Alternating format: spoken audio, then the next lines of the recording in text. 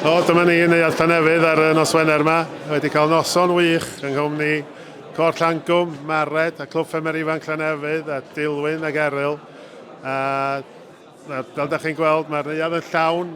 Pawb wedi cael mwynhad mawr o'r entertainment ni wedi cael heno.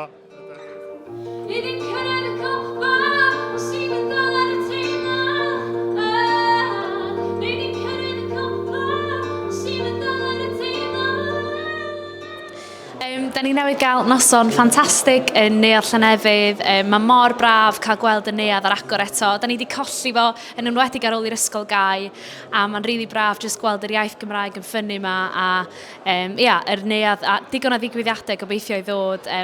Mae'r Neuadd yma wedi golygu lot i fi'n tyfu fyny. Nath o feithrin diddordeb fi mewn cerddoriaeth, felly mae'n holl bwysig yn y gymuned yma i ddal ati a mae'n hyfryd gweld o wedi adnewyddu heddiw. Da ni wrth gwrs yn ddiolchgar iawn i Clocaenog am yr sylwmarian sylweddol gyda ni i fedru gwneud noson fel hyn yn bosib. Mae'r gymuned i gyd yn elwa, mae pethau'n dechrau dod yn ôl yma wan, Clwb Fferm Ifanc, am ryw bethau. Mae'n dda cael y Neuadd yn ôl mewn defnydd yn pentre Llannefydd.